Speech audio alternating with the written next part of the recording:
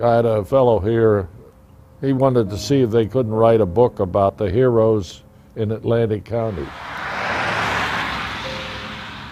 I said, let me tell you something. Those of who are here who came home are not the heroes. The heroes are those who never came home.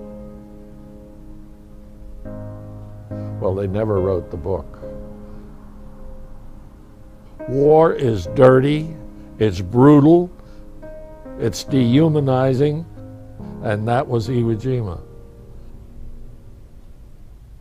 We were watching the landing from the flagship for the landing force. The worst part of it became apparent immediately.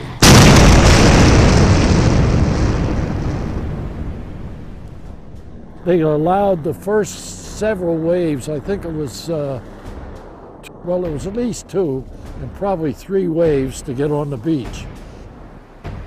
So they had this concentration of Marines on the beach, and then they opened up. And they just knocked the devil out of us. Every round hit something or somebody.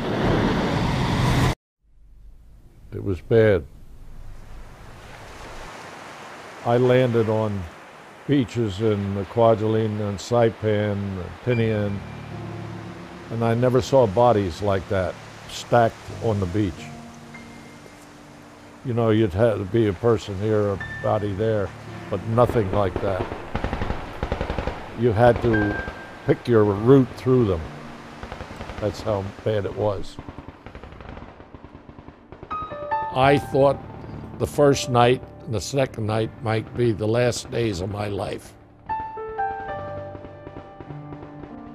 I was convinced there was no way that we were going to survive that with the amount of enemy ammunition that was falling upon us.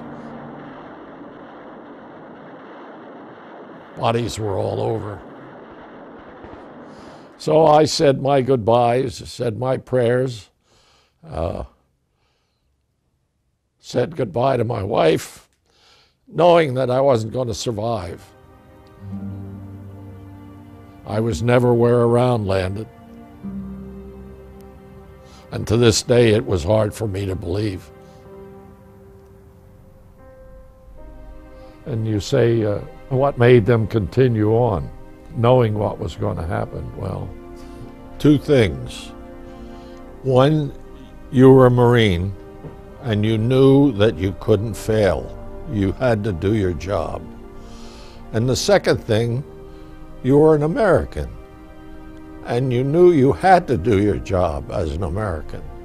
There was no question that you were going to do the job that you were charged with.